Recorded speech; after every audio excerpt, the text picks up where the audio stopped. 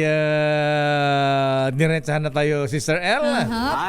Meron tayong bisita ngayon at alamin nga natin kung gaano kahanda ang Armed Forces of the Philippines laban sa kudita. Ayan. Bakit napunta doon? Nagulat ako. Di ba hinihikayat ni dating Pangulong Digong ang mga ano? Ayan. At EDSA People Power Part 3. Ayan. Pero sila kasi ay nagsiselebrate ng kanilang anniversary. O kaya pagbabantay sa West Philippine Sea. Part ng trabaho. Anniversary ba nila ngayon? Anniversary nila ngayon, Lakay. 89 years na nagbibigay serbisyo ang Armed Forces, Lakay. 89 years nang itinatag ni Kuyang General Emilio Aguinaldo. Ayan. Nung bang panahon ni Aguinaldo, doon ba ang start ng bilang kaya ng anniversary ng Armed Forces of the Philippines? Alamin natin, Lakay, kasi for sure part ng history yan. O yan. yung Fort Bonifacio. Si Andres Bonifacio pala yun. Anyway, Na-mix na. Oo nga, rambol na. Pero nasa ating bisita po natin mahabigan ang magandang spokesperson ng Philippine Air Force at pwede ring Air Force lang ba siya? Ayan, ang chief ng Air Force Public Affairs Office, si Brigadier General Maria Consuelo Castillo. General Ma'am, good morning. Nagulat siya. Magandang umaga po, Sir Deo. Ma'am Elaine, Ma'am Sister El. Akala ko Australia nasa balikat mo. Ayan. Magandang umaga rin po sa mga taga-subaybay ng inyong programa, Damdaming Bayan dito sa DZRH. Ayan. Good morning po. Good morning po, General. Malayo pa po. Papunta ka na rin yan. Full colonel ka na. Isang hakbag na lang. General ka na. Ha? Ayan. Anyway, Colonel Maria Consuelo Castillo, ma'am. Ayan. Una nga, ha?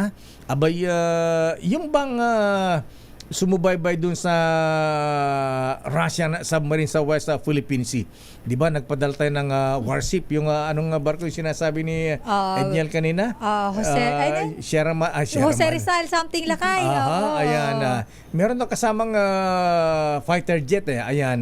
Yung bang kasama doon aeroplano ba ng Navy o aeroplano ng Philippine Air Force? Nako, definitely within Armed Forces of the Philippines kasi kasama yun sa ating mandato na protektahan ang ating karapatan sa West Philippine Sea. So lahat po ng possible resources na kakailanganin natin, hindi lang po mula sa AFP, no?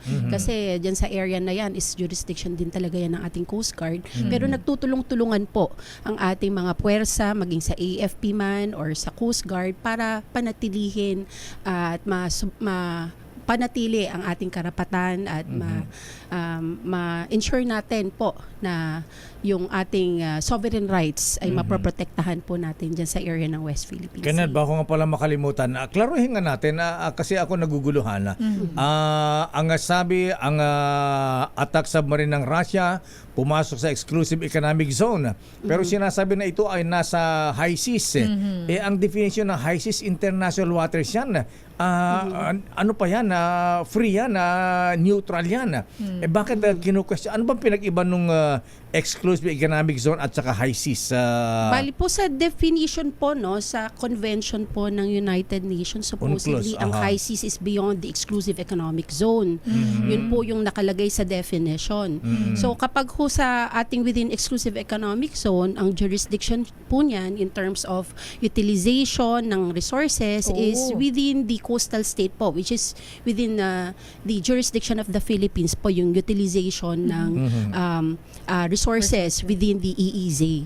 Kahit na ito ay nasa high seas na, nasa neutral grounds na, neutral waters, Kapag Colonel. po high seas, that's beyond the EEZ Kaya nga po already. Kaya ang tinatanong ko, ba't tayo nagre-reklamo sinasabi nasa high seas? Kung nasa high seas yan, ang tawag yan, international waters, free yan to navigate ang lahat ng mga barko, neutral yan. Within the EEZ po, free po naman po to navigate ang mga ibang mga countries. Free din po sila for overflight. Pero yun nga rin nagkakatalo kung ano rin po yung aktibidades nila, mga activities nila within our EEZ. Kasi when it comes to the usage of resources, exploration of resources within the EEZ, may sole jurisdiction po yung coastal state. ano bang nakita ng AFP doon? Bakit Right now po, I don't know the ganun ba? exact details of that incident, Oo, no? Pero ayan. I can only say kung ano po yung mga conventions natin based on UNCLOS po. kasi medyo nabahalan tayo kasi masabi sa Occidental Mindoro. Kasi lakay, baka inaalam pa nila kung dumaan nga lang talaga, kaya siguro okay lang naman. Kasi wala naman silang ginawa. Hindi, tsaka di naman yata katulad ng Chinese Vessels na- Navy, oh. Coast Guard na ina-asset nila yung teritoryo namin ito, kayo umalis dito. Tas mga nagre-radio ganon. challenge pa. Radio challenge. At least dito yata sa Russian submarine, hindi sila hindi sinabing teritoryo ng Russia ito. Sabi ni Ednel kanina, lakay daw wala exact statement, mukhang naging maayos naman daw yung pag-uusap dahil nga pinapunta yung BRP Jose Rizal at mukhang nagkausap sabi naman. daw, nakikiran lang po. Ayan. Galing pa kami ng Malaysia. Excuse me po, mga Excuse me po. Ayan. Anyway, Colonel Castillo, ma'am. Ayan. Abay, kumusta po ang Philippine Air Force ngayon? Alam po nyo, dahil nga sa tension sa West Philippine Sea, ayan, kumusta po ang assets ng ating Philippine Air Force? May mga modern assets ba tayo? Ayan. May mga fighter jets ba tayo? Ayan, buhay pa ba yung mga fighter jets fighter jets ng Blue Diamond? Yung bang Blue Diamond natin diamond pa rin, baka bronze na lang. Ayan. Patuloy po ang paglakas ng inyong Philippine Air Force, sir, no? Patuloy po ang acquisition natin ng mga bagong platforms. Meron ho tayo mga fighter aircraft na ngayon kasi kung marirecall nyo po for so many years, no, lalo na noong early 2000, talagang nawalan po tayo ng mga fighter jets. Pero nung pumasok yung 2015 onwards, nagkaroon po tayo ng acquisition ng mga FA-50s. Ito po yung mga Korean-made fighter aircraft. And hopefully po, mas dumami pa po. May mga nililinya pa po tayo for acquisition and hopefully po mag-materialize siya in the next years to come. Wala na ba yung yung mga Widowmaker na tinatawag, yung Augusta S211 ba yun, yung made in sa Europe? Nako, lahat naman po ng aircraft ng Philippine Air Force, they are all very reliable kasi ho talagang napakaganda na po ng mga maintenance practices natin ngayon. Pati ho yung patuloy nga natin na pag-upgrade. Hindi lamang po ng mga platforms, pati ng mga systems, na the way we do things. Kaya patuloy po yung ating mga coordination, collaboration with different countries. Meron po tayong mga international exercises, bilateral, multilateral exercises para malaman po natin yung mga best practices din ng ating mga allies sa pagpapalipad at pati na rin sa pag-maintain ng ating mga platforms. Bakit po Korean fighter jets ang bilhin natin? Parang pato ni Secretary Volker Gasmin, di ba? Ayan. Ano ba ang package natin sa South Korea? May kasabang sashimi yan? Japanese Hindi, yun. sashimi pa. Masusi naman po ng pag-aralan, sir. Ano yung sa Japanese? Korean, yung Sa kimchi. Korea, kimchi o kaya seaweeds. Anong package natin sa South Korea? Bakit pinili natin ang fighter jets ng Korea, hindi po US? Ayan. In any acquisition naman po, masusi po natin pinag-aaralan lahat ng options, no? Pero lumitaw sa masusing pag-aaral ng ating mga technical working group, pati ng ating mga decision makers na ito pong FA-50 ang pinaka magandang platform, no, para masimulan na natin ang ating fighter aircraft capability. But of course, as we move on, as we acquire more multi-role fighters in the future, masusi pa rin po natin pag-aaralan yan para sigurado na yung ating budget, no, yung pera ng ating mga kababayan ay mapupunta sa tamang mga platforms na magagamit talaga natin na makakapag-serve nung purpose niya para mapanatili natin yung security ng ating bayan. Colonel Maria Consuelo, ma'am, napag-uusapan po natin yung upgrade, ano po yung ginagawa natin sa Armed Forces, sa Philippine Air Force para po mas kumbaga tayo ay handa sa kahit anuman na nakaharapin natin. Pero pagdating naman po, ito po na pag-uusapan natin, West Philippine Sea, medyo alam natin na matagal ng issue ito. Pero kumusta po ang AFP, ang Armed Forces, pagdating naman po doon sa ginagawa natin para matiyak ang seguridad, lalo na po pagdating sa internal threats o yung internal security na tinatawag. Kasi bahagi po to ng, of course, kaya tayo nag-upgrade dahil kailangan handa tayo. So, kumusta po ang internal security natin? Well, patuloy pa rin po ang suportan ng inyong Armed Forces of the Philippines, no, sa ating internal security operations. Kahit na ho may mga reports na talagang humina na ho ang ating mga local terrorists, no. Patuloy pa rin ho, kailangan ho sustain yung operations natin for this while we move forwards towards external defense. So, sabay-sabay ho natin yung gagawin. Papaigtingin natin ang ating territorial defense capability, pero mananatili pa rin po yung ating internal security operations, yung suporta natin sa law enforcement, kasama ng ating mga puwersa sa Philippine National Police at ang iba pang mga security forces. At yan nga po, at ngayong aming 89th anniversary dito sa AFP na may temang Sandigan ng Sambayanan tungo sa Bagong Pilipinas. Ito po ay sumasalamin sa adhikain at pangako ng inyong Armed Forces of the Philippines para mapagpatuloy namin maging haligi ng lakas at katatagan para sa ating inang bayan. Aba, parang PMA Sandigan 82, adapted ako doon.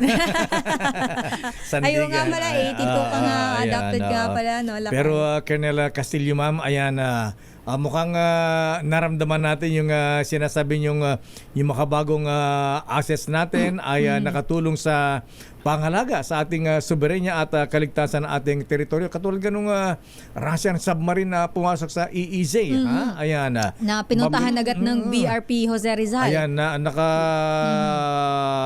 ka agad, nakaresponde si Dr. JR. Ayan. Sir, Jose Rizal. kaya malaking bagay po talaga yung modernization, no? Hindi lang po mga air assets, pati na po yung ating mga radar systems. Nais po naming ipamahagi Talaga? na napakalaki na pong developments ngayon. Meron na po tayong mga radar systems, no? At may mga parating pa po, both fixed and mobile radar systems na nakakatulong para ma-monitor yung air and surface movements dito sa ating territorial waters, at nag-i-extend po yan sa ating exclusive economic Kasi zone. submarine underwater yan na-monitor. Gaano kaya Ayan, kalayo yung kung natuloy ako, na-curious ako dun sa sinasabi ni Colonel na yung radar system na upgrade, gaano kaya kalayo inaabot? Ilang miles ba yan? Napakalawak. Ilang miles talaga, po ba? All the Nautical more miles. kapag lahat po ng radar systems na paparating pa ay na-install na natin, buong archipelago ho, talagang mako-cover na natin at monitor na po natin ang mga movements. Ayan, may mga underwater ba tayong mga doon, monitoring? Baka mamaya malaman ng China. Parang doon sa Amsterdam, pinagpuputol yung mga cable. Huwag na natin itanong, Lakay. Pinagpuputol yung cable, Baka malaman nila. underwater cable nila. Anyway. So, nagulat kami, Colonel Castillo, ma'am.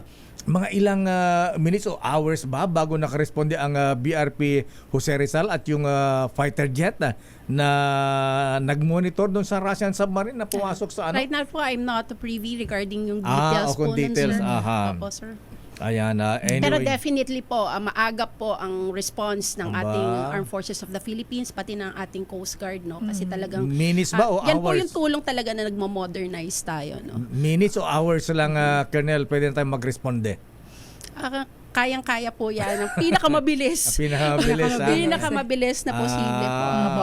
Basta, within minutes lang. With our capability upgrades, patuloy pong modernization. Kaya napakahalaga po na nasusuportahan ng ating gobyerno yung modernization efforts ng ating mga security forces. Alam mo, Colonel, mabuti andito kahit na ipapaliwanag mo yan kasi iniisip na marami natin mga kababayan parang masyado tayong antiquated na yung mga mga military assets natin, air assets natin, kaya nagulat nga kami dito sa responde ng ating Navy ayan diyan sa West Philippine Sea dito sa Russian submarine. Ayan. Pero ang tanong ko, Colonel Castillo, sa Air Force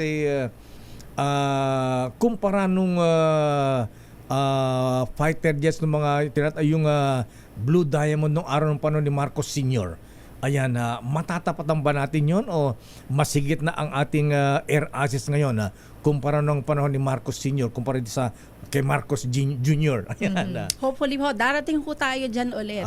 Kaya po, tulad nung nasabi ko, meron po tayong mga nakalinyang modernization projects and hopefully po dito sa ating Horizon 3 ng ating AFP Modernization Plan is matupad na po yung pagkakaroon natin ng mas malalakas pa na multi-role fighter jets, no?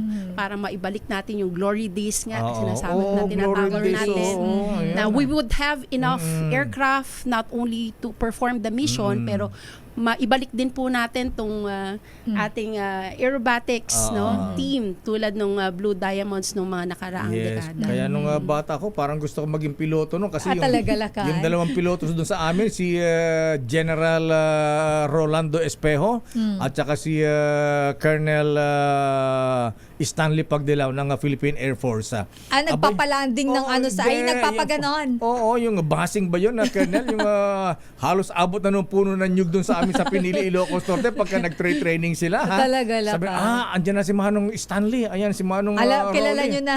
Oo, once na pumunta doon, alam namin na Sila sila yun. yun. Naku, bawal na po yan ngayon. Bawal na po. Ganun ba? Kasi po, kailangan very safe na ho talaga mga flight operations. Ganun ba? So bawal na pala yun. So noon hindi pa. Oo, bilib na bilib kami noon. Ay, puwapasalit Kaya sa gusto maging piloto. Oo, talagang idol namin ang mga yon. Ayan. So anyway, ilan ba ang target nating ma-upgrade? Ma-upgrade na air assets natin na Colonel Castillo? Sa ngayon po, hindi pa po natin yung alam yung mga exact numbers, no, pero definitely ho, kailangan ho talaga natin na napakaraming fighter jet considering na napakalaki po nung area na dapat nating i-cover, no. Right now ho kasi meron tayong 12 FA-50s, no. And hopefully in the future mas dumami pa po yan. FA-50s. FA-50s po, yan po yung ating fighter jet na yan. Yan po. Pero kailangan po natin ng multi-role fighters na mas mahaba po ang range, yung endurance niya, mas malakas at mas marami ho siyang ma-hold din na weapons system. So, yan po yung direction natin. Hopefully ho, in a few years ay matupad na ang ating pangarap na magkaroon pa ng mas malakas na fighter capability. F-150, talo ba nung naalala ko yung binabasa kong libro ng Mossad ha? Yung fighter jets ng Russia na MiG, yung Mirage ba ang tawag doon? Ayan, mas maganda itong mga F-150 Colonel Castillo, ma'am? Ano po yung FA. FA-50? FA-50 lang. FA-50 ba? Yung sa Air Force. Yung pong sa South Korea. Sapatos South kasi yung Korea. laki. Air Force One. Kala ko flight attendant.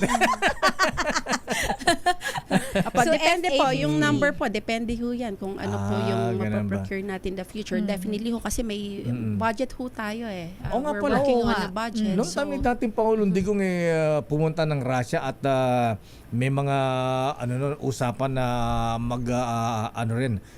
bibibil tayo ng mga armas na from Russia. Ayan na.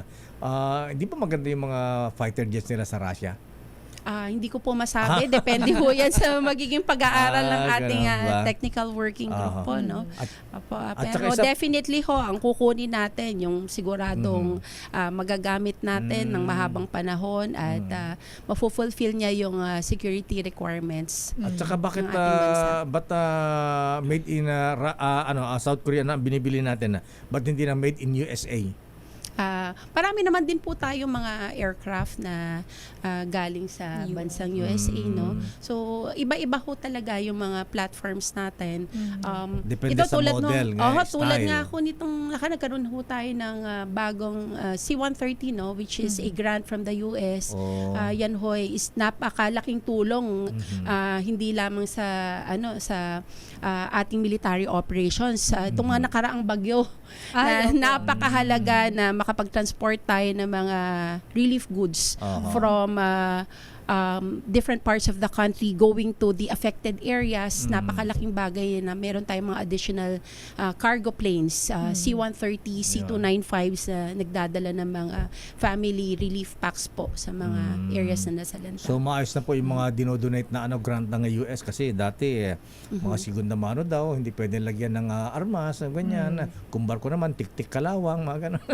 Sinisigurado naman po natin na yung mga tatanggapin nating grants mula sa ibang mga bansa Maayos, ay talaga magagamit natin kasi kailangan siguraduhin po natin na yung sustainment po, no, Yun, yung pagme-maintain din nito, hindi tayo malulugi rin kasi Kaya kung tatanggap tayo ng hindi yan. magandang eroplano, tapos tayo rin ang problema eventually sa maintenance and sustainment, hindi rin po pwede. Mas yun. mahal pa yung maintenance kaysa yung Opo. sa aeroplano o kaya barko i-donate. Anyway, Colonel, isa pa, ayan na. Kaya siguro minsan nawalan ng bilib ang ating mahabayan sa Philippine Air Force Hindi na tayo nakakapanood ng mga flyby ba ang tawag doon pagka Independence Day, anniversary ng AFP. Ako, meron po, sir. Meron din masyadong kung ano yung mga nagpapalibal mga fighter jets hindi natin masyadong na-expose o kaya na i-display Ako meron sa po, ating mga kababayan. Noon lang pong ating Air Force anniversary nung July, nagkaroon po tayo ng flyby ng ating Flyby, mga jet aircraft. At the same time, nagkaroon po tayo ng flyby ng mga iba't ibang assets ng Philippine Air Force. Opo. Ilan ba yun? Yung mga, baka 3 lang yan. Hindi po, napakadami po. Marami Opo. ba? Ba't di namin Opo. napanood dyan? Bibigay ko po sa inyo yung link, sir, para ma-review nyo yung Tama na. naging flyby ng ating air Yata assets. nagpunta kami sa Harbor Square, pinanood namin. Ayan, sa Quirino Grandstand ba yan? Hindi po, sir. Ang ating anniversary ng Philippine Air Force na naganap ng July ay ginanap po sa Basa Air Base. Pero normally malayo po, pala every year po yan. Every mm. year, either Clark or yun nga ho, Basa ho this year. Nagkakaroon po tayo ng flyby. Kahit din po sa sa ating AFP anniversary, normally meron po tayong flyby ng mga aircraft. Okay, Colonel Castillo Mama, ano pa ang mga nakalinyang bibili ng Philippine Air Force na asset natin para ma-upgrade yung ating mga capabilities ng Air Force? In terms of aircraft po, marami pa ho tayong nakalinya na paparating. Pero po pa ho tayong mga parating na mga Black Hawk helicopters, no? Black Hawk down, kailangan, no? Opo, ito nga lang kung taon na to, may dumating tayo ng mga additional, no? At napakalaki pong tulong nila nung calamities and disasters na dumaan, yung mga nakaraang bagyo. Malaking tulong po yan. Meron din po tayong mga CUH, no? Combat Utility Helicopters na parating. Meron po tayong mga long-range patrol aircraft na paparating pa. At on the ground naman po, may mga parating pa po tayo mga radars, no, tulad nung nasabi ko kanina, para mas mapalawak natin yung pagbabantay natin ng mga air and surface movement sa ating territorial waters and EEZ. So, yun lamang po ay napakakonti pa, pero ibabanggitin ko lahat, baka magkulang po tayo ng oras. Pero isa kong gusto ko ring ipamalita, no, yung naging initiative. Colonel, Yes, bago sir. banggitin yan, maganda yan, pero sandali lamang, Yes, dahil sir. meron tayong flash report. Anyway, Colonel Maria Consuelo Castillo Mama, ayan na ngayon pong 89th anniversary ng AFP. Teka muna, bago nga pala yan, sa Philippine Air Force ba nagtatanggapan ba kayo ng mga sundalo dyan? Ayan, ongoing ba ang recruitment? Oo nga pa. Tsaka paano po yung process? Patuloy po ang pagtanggap ng inyong Philippine Air Force. No, actually every year ho yan. Kami ho ay tumatanggap ng additional na mga sundalo para sa ating puwersa, no. Maging ho sa buong Armed Forces of the Philippines. Actually talaga? naka-decentralize ho kasi ang recruitment natin, maging sa Army, sa Navy, lagi ho yang nagkakaroon ng recruitment activities. Normally ho, first half po ng year, nag-start na ho kami ng aming recruitment, no? Kaya ho kami ay tumatawag sa ating mga kabataan, yung mga hindi pa ho desidido, kung ano ang kanilang Career. gustong karera sa sana ho makonsider nyo ang inyong Philippine Air Force at lagi lang ho kayong pumunta sa aming or mag-follow ng aming Philippine Air Force Facebook page. dahil ho ako ay ngayon representing the Armed Forces of the Philippines, no, i-promote ko na rin ho. Oh, sige Pati po, na ho please. kung ang kanilang desisyon ay sumapi sa Philippine Army or sa Philippine Navy, no. Napakadami pong options. So, mag-follow lang po sila ng aming mga official Facebook pages para malaman nila yung mga requirements po at proseso para maging sundalo ng Armed Forces of the Philippines. Colonel, magkano entry level, magkano starting salary? Nako, wala po, libre sir. Ang puhunan lang po talaga nila yung kanilang commitment po at ang ganun ba? willingness na mag-serve sa ating bayan. Hirap naman no, walang sweldo. Ay, hindi. meron po. Yung lang kayang tinutukoy ni Colonel is yung Wala pong puhunan. Ang Wala puhunan po puhunan. ay ano lang Hindi. ho, commitment at willingness ho to serve the country. Siyempre kasi magkano daw sweldo? kasi dinoble ni dating Paulong Dio ang sweldo ng mga sundalo ngayon eh. So, Nako, magkanong, entry level po is nasa around almost 40,000 po. aba, talo ang mga Basic taga pay. mga Opo. taga BPO pala ha, call center ha. Opo. Ayan, Basic pa lang po yan, sir. Napakarami pa pong ibang As in, benepisyo. Opo, free medical Sundalo na lang benefits. talaga ako lakay. Kaya lang, over age na yata tayo eh ha. Ay, oo nga, Colonel. Ilang age ba yung, yung requirements? 18 to, actually ho, sa sundalo ho, is between 18 to 35 kasi meron 18 tayong to tinatawag na 35. special enlistment. Okay. Na pwede ho hanggang 35 years old basta ho yung meron silang mga necessary skills na nire-require ng AFP. Tulad ho sa Air Force kapag usually ho mga graduate yan ng IT o kaya meron silang background sa pag-maintain or meron na silang background sa pag-maintain ng aircraft. Yung ho mga special skills na yan up to 35 years old na consider po Eh, namin. paano special skills nito? Modeling. Ayan. Lakay. Sabi ko naman sa'yo, pangarap ko lang yung pagiging sundalo dati, pero hindi pala pwede. Hindi pwede sa mahina. So, kailangan po graduate ng 4-year course. Bali ho, dapat, pwede hong K-12 graduate lang. K-12. Oo, kaya ho, K-12. entry level natin, pwede hong 18 years old eh.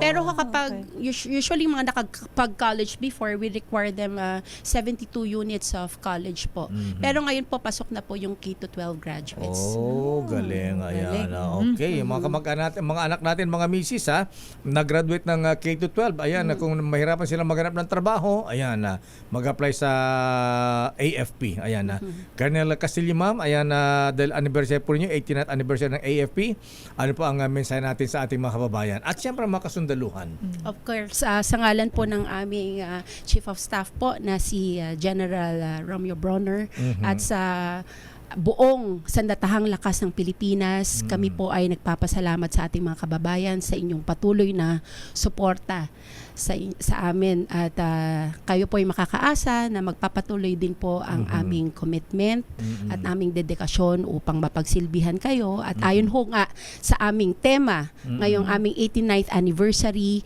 kami po ay ang inyong sandigan ng sambayanan tungo sa bagong Pilipinas. Ayan, alam mo, Colonel Castillo, ma'am, ayan, good morning. Ako yung Lieutenant General Stephen Prenyo ng Air Force. At General Omet Brown, alam po niyo nung spokesman pa rin to ng AFP, nag-iimbita ng kape ito. Ngayon, hindi na nagpapakape. Ayan, nandun kami sa hall number 10 ba yun sa Camp Aguinaldo Golf Course. Sising ko rin, General Omet, pakape ka naman dyan. Wala reaction. NR. Batiin ko na lang din po syempre dahil Air Force ho ako ngayon. Batiin ko rin po ang aming commanding general.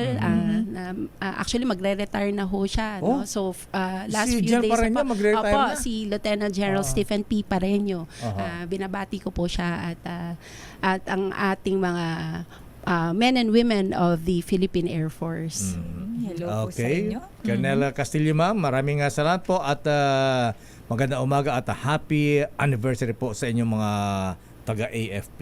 Thank you very Ayan. much po. Thank you po. Mabuhay po ating mga kasundaluhan.